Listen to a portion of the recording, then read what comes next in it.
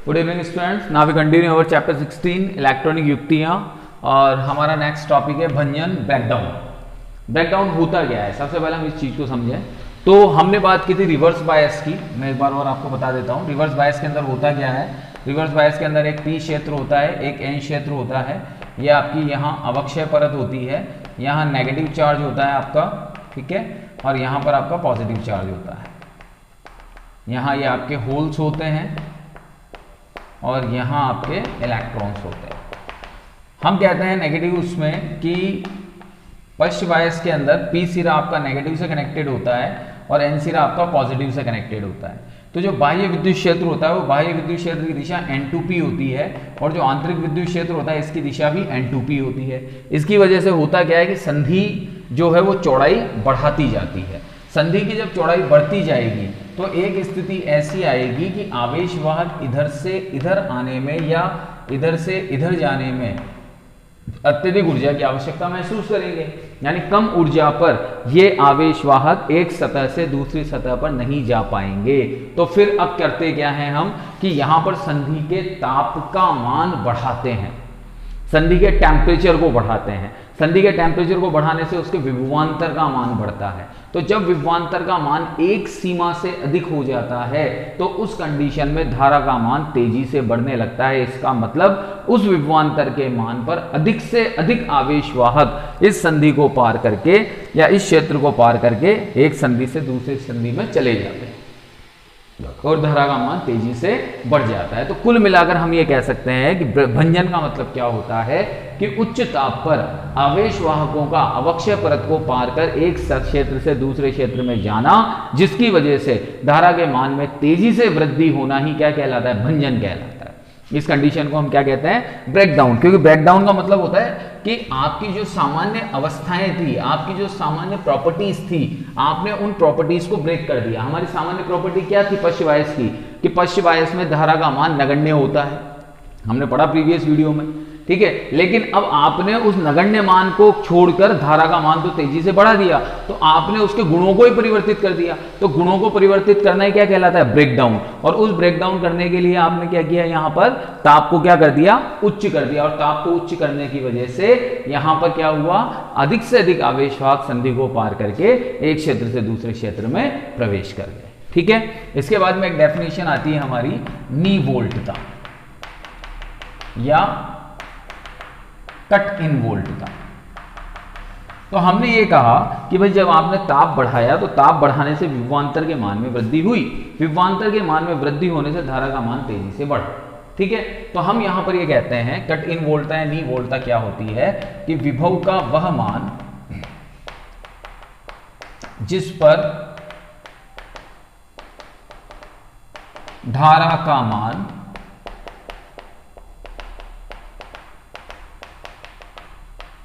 तेजी से बढ़ता है, उसे नी वोल्टता या फिर कट इन वोल्टता कहते हैं। यानी जिस जगह पर आपका धारा का मान जिस विभव पर, जिस पोटेंशियल पर तेजी से बढ़े वो आपकी विभव नी वोल्टता या फिर कट इन वोल्टता कहलाती है, ठीक है।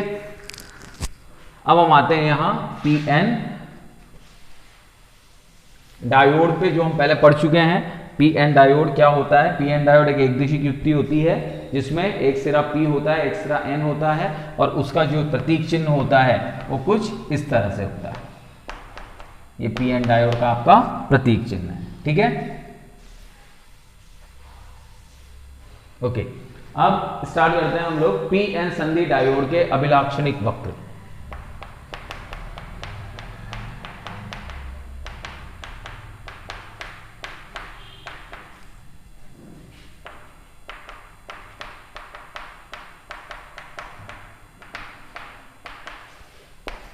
पीएन संधि डायोड के अभिलाक्षणिक वक्र। तो अब जब हम पीएन संधि डायोड के अभिलाक्षणिक वक्र की बात करते हैं तो अभिलाक्षणिक वक्र खींचने के लिए कम से कम दो अक्षों की जरूरत पड़ती है। दो अक्ष में कौन कौन हुए, एक तो विभव और एक धारा। यहाँ पर दो अक्ष हम कौन कौन से लेते हैं, विभव और धारा। तो यहाँ पर जब हम अभिलाक्षणिक वक्र बनाएंगे पीएन संधि डायोड के, तो पीएन संधि डायोड को हम परिपथ में दो तरीके से जोड़ सकते हैं, एक तो अग्र बायस में और एक पश्च बायस में। तो जो अभिलाक्षणिक वक्र बनेंगे ये भी दो बनेंगे, एक तो बनेगा आपका फर्स्ट अग्र अभिनति अभिलाक्षणिक वक्र। तो अग्र अभिनति अभिलाक्षणिक वक्र में हम लोग क्या करते हैं, सबसे पहले हम एक परिपथ डायग्राम परिपथ चित्र बनाते हैं। तो परिपथ चित्र में सबसे पहले हम एक पी एन डायोड लेते हैं। ये आपका एक पी एन डायोड हो गया प्रतीकात्मक, ठीक है। इस पी एन डायोड को एक विभव विभाजक युक्ति के साथ जोड़ते हैं, यानी एक तरह से रियोस्टेट है जिसका काम क्या होता है, विभव को कम ज्यादा करना, ठीक है। ये यहाँ एक बैटरी जुड़ रही है प्लस माइनस, पी सिरा आपका प्लस से है, एन सिरा आपका माइनस से भी कनेक्ट करेंगे, ठीक है। इसके समानांतर क्रम में कौन जोड़ देते हैं हम, वोल्ट मीटर जो विभव का मापन करता है, और इसके श्रेणी क्रम में एक अमीटर जोड़ देते हैं जो धारा का मापन करता है, ठीक है। और ये पूरा का पूरा परिपथ इस तरह से कनेक्ट हो जाता है। ये आपका प्रायोगिक परिपथ यहां पर बनके तैयार हो गया। तो इस पूरे परिपथ के अंदर हमने क्या किया, अगर हम एक प्रायोगिक व्यवस्था की बात करते हैं तो यहां प्रायोगिक व्यवस्था के अंदर हमने एक पी एन डायोड लिया। इस पी एन डायोड के पी सिरे को बैटरी के धन टर्मिनल से, एन सिरे को बैटरी के ऋण टर्मिनल से जोड़ा। इसके पश्चात पी एन डायोड के समानांतर क्रम में विभव को मापने के लिए वोल्ट मीटर और श्रेणी क्रम में धारा को मापने के लिए मिली एमीटर को जोड़ दिया, ठीक है। ये आपके जो विभव और धारा के मध्य में जो संबंध आएगा, विभव और धारा के मध्य के जो मान आएंगे उनके मध्य में जो खींचा गया वक्र होगा, ये वक्र कौन सा कहलाएगा, अभिलाक्षणिक वक्र कहलाएगा, ठीक है। तो अब हम क्या करते हैं, प्रारंभिक अवस्था में धारा के मान, विभव के मान को धीरे धीरे बढ़ाना स्टार्ट करते हैं। तो प्रारंभिक अवस्था में जब विभव के मान को आप धीरे धीरे बढ़ाओगे तो धारा का मान भी अत्यल्प बढ़ेगा। तो हम साथ साथ ग्राफ भी प्लॉट करते हैं, देखिएगा। तो यहां हम ग्राफ प्लॉट करते हैं। ये तो हो गया आपका विभव और ये हो गई आपकी धारा, ठीक है। तो विभव और धारा के मध्य में प्रारंभिक अवस्था में हम ग्राफ प्लॉट करते हैं। ये वी एफ लिखा मैंने, वी एफ का मतलब होता है फॉरवर्ड, फॉरवर्ड का मतलब अग्र, और ये हो गया आई एफ मिली एम्पियर में। तो प्रारंभिक अवस्था में हम क्या करते हैं, विभव के मान को धीरे धीरे बढ़ाते हैं। विभव के मान को धीरे धीरे बढ़ाते हैं तो धारा के मान में भी धीरे धीरे वृद्धि होती है, ठीक है। तो ये प्रारंभिक अवस्था में विभव के मान को हमने धीरे धीरे बढ़ाया तो धारा का मान भी धीरे धीरे बढ़ा। लेकिन विभवांतर का मान जैसे ही एक सीमा से अधिक होता है, एक सीमा से अधिक होते ही धारा के मान में तेजी से वृद्धि होती है और धारा चरघातांकी रूप से बढ़ जाती है। किस रूप से बढ़ती है, धारा चरघातांकी रूप से बढ़ जाती है। तो ये एक प्रायोगिक प्रदर्शन है, प्रैक्टिकल है आप लोगों के, कि आप प्रारंभिक अवस्था में विभव के मान को बढ़ाओगे, धारा का मान बहुत कम बढ़ेगा, थोड़ा सा और बढ़ाया, धारा का मान थोड़ा और बढ़ा, लेकिन एक निश्चित विभवांतर के पश्चात धारा के मान में चरघातांकी रूप से वृद्धि होगी और इस तरह से हमें ये ग्राफ प्राप्त होगा, जिसे अग्र अभिलाक्षणिक वक्र कहते हैं। इस वक्र को कौन सा वक्र कहते हैं हम, अग्र अभिलाक्षणिक वक्र। अच्छा, एक चीज और ध्यान दें, हमने विद्युत धारा वाले चैप्टर में ओमीय और अनोमीय युक्तियां पढ़ी है, तो उसके अंदर मैंने बताया था आपको कि जो डायोड होते हैं वो डायोड अनओमीय युक्तियां होती हैं। कौन सी युक्तियां होती है, अनओमीय, यानी जो ओम के नियम का पालन नहीं करती, जिनके मध्य में वी और आई के मध्य जो ग्राफ बनता है वो सरल रेखीय वक्र प्राप्त नहीं होता, ठीक है। तो ये आपका अग्र अभिनति अभिलाक्षणिक वक्र हुआ। इसके बाद में अब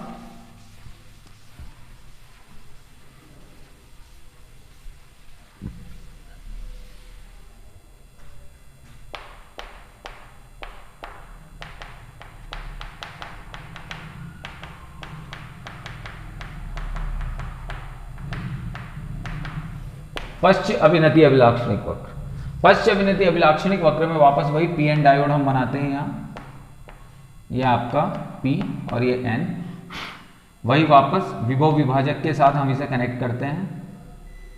विभव विभाजक के साथ कनेक्ट किया हमने, ये आपका नेगेटिव, ये आपका पॉजिटिव, ठीक है। वही समानांतर क्रम में वोल्ट मीटर, यहाँ श्रेणी क्रम में माइक्रो अमीटर, ठीक है। और यहां से ये इसे हमने यूं जोड़ दिया, ठीक है। तो ये व्यवस्था आपकी बन गई पश्च बायस की, कुछ नहीं किया, सेम वही सिस्टम है, बस पश्च बायस में धारा का मान नगण्य रहता है, इसलिए हमने मिली एमीटर की जगह किसको काम में लिया है, यहाँ पर माइक्रो एमीटर को हमने यहाँ पर काम में लिया है। बाकी वही पी एन डायोड, उसके समानांतर क्रम में विभव V, बैटरी P के साथ नेगेटिव टर्मिनल, N के साथ पॉजिटिव टर्मिनल, इसके समानांतर क्रम में वोल्ट मीटर, श्रेणी क्रम में माइक्रो एमीटर। अब यहाँ पर होता क्या है, पश्च बायस की अवस्था में क्या होता है कि अल्पसंख्यक आवेश वाहकों के कारण से धारा जो प्रवाहित होती है वो प्रारंभिक अवस्था में नियत बनी रहती है, कांस्टेंट रहती है। तो अगर मैं ग्राफ प्लॉट करता हूं तो सबसे पहली चीज तो ये आपका आई आर हो गया, सॉरी वी आर हो गया, ये आपका आई आर हो गया। तो प्रारंभिक अवस्था में जब हम धारा की बात करते हैं तो जब आप रिवर्स बायस में, रिवर्स बायस का मतलब क्या होता है, एक तरह से देखा जाए तो उल्टा, आपने क्या किया, बायसीकरण को उल्टा कर दिया, जो प्लस माइनस था उसकी ध्रुवता बदल दी। तो ध्रुवता बदलते हम कौन से रीजन में आ गए, नेगेटिव में। तो प्रारंभिक अवस्था में अल्पसंख्यक आवेश वाहकों के कारण से धारा का मान नियत बना रहता है, धारा एकदम कांस्टेंट चलती है, ठीक है। और उसके पश्चात तब तक कांस्टेंट चलती रहती है जब तक कि विभव का मान भंजन विभव तक नहीं पहुंच जाता, और जैसे ही विभव का मान भंजन विभव तक पहुंचता है, ब्रेकडाउन वोल्टेज तक पहुंचता है, तो अवक्षय परत को बहुत अधिक संख्या में आवेश वाहक क्रॉस करते हैं, जिससे धारा का मान तेजी से बढ़ जाता है, इस तरह से, ठीक है। और ये विभव आपका कौन सा विभव कहलाता है, इसको हम कहते हैं भंजन विभव। ये विभव कौन सा विभव कहलाता है आपका, ब्रेकडाउन वोल्टेज या फिर भंजन विभव। तो इस अवस्था में ये धारा क्या होती है, तेजी से बढ़ने लगती है। तो ये आपका पीएन जंक्शन डायोड में कौन सा वक्र हुआ, पश्च दिशिक अभिलाक्षणिक वक्र, ठीक है। अब यहां पर हमने दोनों तरह के वक्र बना लिए, हमने अग्रदिशिक अभिलाक्षणिक वक्र भी बना लिया, हमने पश्चिम दिशिक अभिलाक्षणिक वक्र भी बना लिया। अब हम क्या करते हैं, इन दोनों वक्रों को कंबाइंड करते हैं, क्योंकि प्रैक्टिकल के अंदर दोनों वक्र आपको कंबाइंड बनाने पड़ेंगे। तो इन दोनों वक्रों को हम कंबाइंड करते हैं, यानी संपूर्ण पी एन डायोड के दोनों बायसों के लिए हम वक्र बनाते हैं। तो कैसे बनाते हैं, देखो ये वी एफ फॉरवर्ड वोल्टेज, ये आई एफ फॉरवर्ड करंट, ये वी आर रिवर्स वोल्टेज, ये I R for reverse current, ठीक है। तो फॉरवर्ड करंट तो कैसे चलती है, प्रारंभिक अवस्था में धीरे धीरे और फिर तेजी से बढ़ती है, और ये वाली करंट प्रारंभिक अवस्था में कांस्टेंट और फिर इस तरह से ये नीचे आ जाती है। तो ये आपका संपूर्ण पी एन डायोड का क्या बन गया, अभिलाक्षणिक वक्र। ये आपके संपूर्ण पी एन डायोड का हमने क्या बना लिया, अभिलाक्षणिक वक्र यहां पर बन गया, ठीक है। तो इस तरह से हम पी एन डायोड के अभिलाक्षणिक वक्र की यहां पर बात करते हैं, ठीक है, ओके। अब यहां पर हम एक चीज और ये कहते हैं कि पी एन डायोड क्या है। पी एन डायोड एक दिशिक युक्ति होती है, जैसा मैं पहले ही बता चुका हूं। तो इसके अंदर जो धारा है ये केवल अग्र बायस की अवस्था में ही प्रवाहित होगी, यानी जो धारा बहेगी वो सिर्फ अग्र बायस व्यवस्था में बहेगी, फॉरवर्ड व्यवस्था में बहेगी, क्योंकि अधिक से अधिक आवेशवाहक फॉरवर्ड व्यवस्था में ही एक क्षेत्र को पार करके दूसरे क्षेत्र में पहुंचते हैं। जबकि रिवर्स बायस की अवस्था में, पश्च बायस की अवस्था में बहुत कम अवक्षय परत की चौड़ाई बढ़ जाती है, जिसके कारण से बहुत कम आवेशवाहक एक क्षेत्र को पार करके दूसरे क्षेत्र में पहुंच पाते हैं, जिससे धारा का मान नगण्य प्राप्त होता है। तो इसीलिए हम ये कहते हैं कि पी एन डायोड में जो सिर्फ धारा बहती है वो फॉरवर्ड बायस यानी अग्रदिशिक बायस में बहती है, पश्चिम बायस में नहीं। इसीलिए ये एक दिशिक युक्ति है, और साथ ही साथ ये ओम के नियम का भी पालन नहीं करती, क्योंकि इसके अंदर जो वक्र बन रहा है वो चरघातांकी वक्र बन रहा है, इसलिए इसे अनओमीय युक्ति भी कहा जाता है। इसको हम कौन सी युक्ति बोलते हैं, अनओमीय युक्ति कहते हैं, ठीक है। इसके बाद में एक टॉपिक आता है आपका डायोड प्रतिरोध।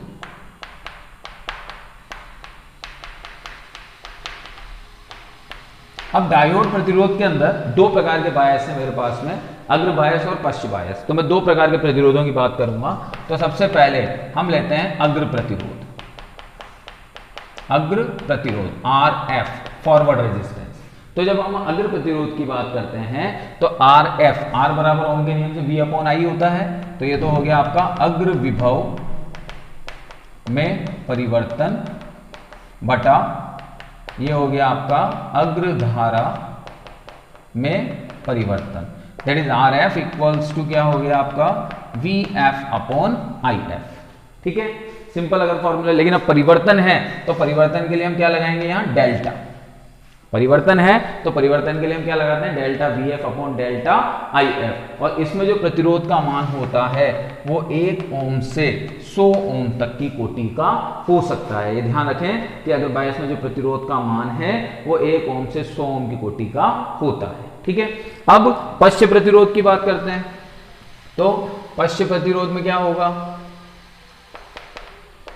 पश्च प्रतिरोध में यहां पर आर आर रिवर्स आ जाएगा, तो यहां पर क्या आएगा पश्च विभव में परिवर्तन बटा पश्च धारा में परिवर्तन, यहाँ आर आर हो जाएगा, तो ये delta we F upon delta I R. अब पश्च विभव या पश्च प्रतिरोध की जब हम बात करते हैं तो पश्च अभिलाक्षणिक में, पश्च बायस में धारा का मान नगण्य होता है, और धारा का मान नगण्य होगा तो प्रतिरोध अत्यधिक होगा। तो यानी इसका मतलब यहाँ पर जो प्रतिरोध होता है वो मेगा ओम कोटि का होता है, इतना अधिक होता है, क्योंकि यहां पर धारा का मान नगण्य है, इसलिए जो प्रतिरोध होगा वो मेगा ओम कोटि का होता है। तो ये आपका पश्च प्रतिरोध कहलाता है। ठीक है,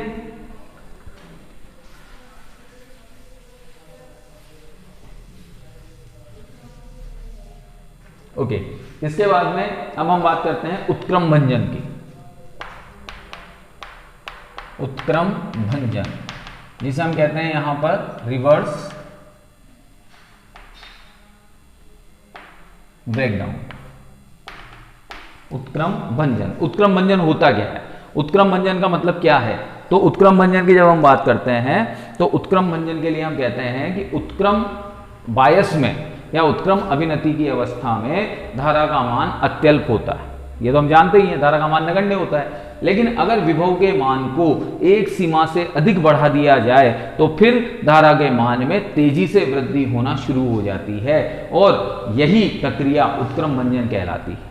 और जिस विभव पर यह प्रक्रिया होती है उसे हम भंजन विभव या नी विभव या कट इन विभव कहते हैं। तो पश्च बायस की अवस्था में जहां पर हम बात कर रहे हैं कि पश्च बायस में जो धारा होती है वो क्या होती है, नगण्य। धारा नगण्य होगी तो विभव का मान क्या करेंगे, हम एक सीमा से अधिक बढ़ाएंगे, एक सीमा से अधिक कर देंगे। तो एक सीमा से अधिक बढ़ाएंगे तो फिर धारा क्या होगी, तेजी से बढ़ेगी। धारा तेजी से बढ़ेगी तो जिस विभव पर ये बढ़ी उसे हम क्या कहते हैं, भंजन विभव। और यही प्रक्रिया क्या कहलाती है, आपकी उत्क्रम भंजन कहलाती है। ठीक है, अब उत्क्रम भंजन को परिभाषित करने के लिए दो क्रियाविधियां हम काम में लेते हैं। मतलब उत्क्रम भंजन दो में से किसी एक क्रियाविधि द्वारा हो सकता है, और इंपॉर्टेंट भी है, ये एग्जाम में पूछा भी जाता है। तो उत्क्रम भंजन की दो क्रियाविधियां। तो सबसे पहला भंजन आता है आपका एवलांशीय भंजन।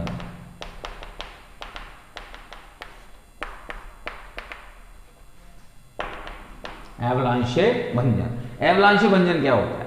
हम ये कहते हैं कि जब आप पश्च बायस में, समझिएगा, समझने वाली चीजें हैं ये, जब हम कहते हैं कि पश्च बायस में हम विभव के मान में वृद्धि करेंगे तो विभव का मान बढ़ाने पर P और N क्षेत्र के जो अल्पसंख्यक आवेश वाहक हैं वो अल्पसंख्यक आवेश वाहक उच्च वेगों से त्वरित होकर संधि क्षेत्रों की ओर क्या करेंगे, गति करेंगे या उन्हें पार करेंगे। समझें, जैसे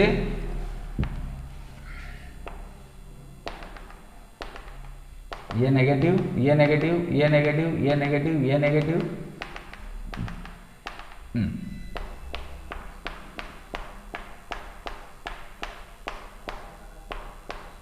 यहां मैक्सिमम कौन है, होल्स। ठीक है, यहां पर है आपका मैक्सिमम होल, और यहां पर मैक्सिमम कौन है, आपके इलेक्ट्रॉन्स।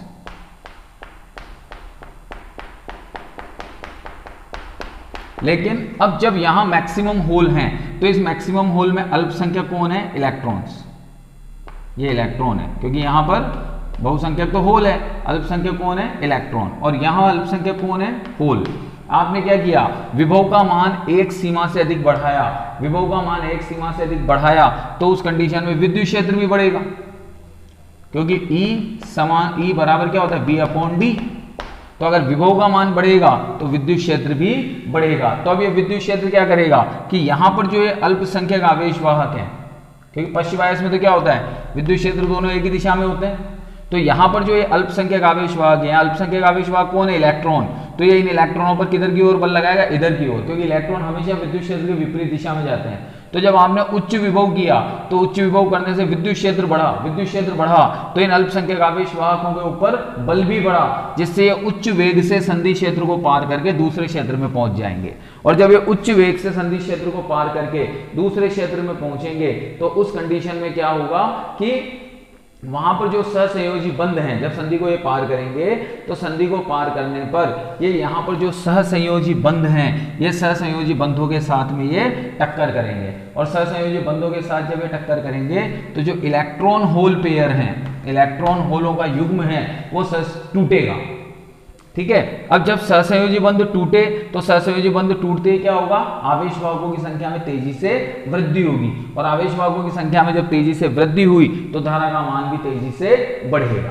ठीक है, तो यहां पर हम यही कहते हैं कि जब पश्चिम बायस में विभव का मान बढ़ाया जाता है तो P और N क्षेत्र के अंदर जो अल्पसंख्यक आवेश वाहक हैं, इन अल्पसंख्यक आवेश वाहकों पर क्या होगा, अत्यधिक विद्युत क्षेत्र के कारण से उच्च बल लगेगा, जिससे ये इलेक्ट्रॉन एक क्षेत्र से दूसरे क्षेत्र में जाएंगे, एक क्षेत्र से दूसरे क्षेत्र में जाएंगे तो क्या होगा, ये जो सहसंयोजी बंध बीच में बन रहे हैं या इलेक्ट्रॉन्स होल के बीच में जो पेयर के बीच में सहसंयोजी बंध थे, वो सहसंयोजी बंध आपस में टूटेंगे, और सहसंयोजी बंध टूटते ही क्या होगा कि अल्पसंख्यक आवेश वाहकों की संख्या में तेजी से वृद्धि होगी, जिसके कारण धारा का मान तेजी से बढ़ेगा, और इसी प्रक्रिया को हम क्या कहते हैं, एवलांशे भंजन कहते हैं। ठीक है, अब यहां पर हम ये कहते हैं कि अगर धारा को नियंत्रित नहीं किया गया इस अवस्था में, तो धारा को नियंत्रित नहीं करने की अवस्था में धारा से क्या उत्पन्न होगी, ऊष्मा, और ऊष्मा इतनी अत्यधिक होगी कि डायोड को गर्म कर देगी, और डायोड को गर्म करने से उसके क्षतिग्रस्त होने की संभावना बढ़ जाएगी। इसलिए डायोड को बचाने के लिए सबसे पहली चीज क्या है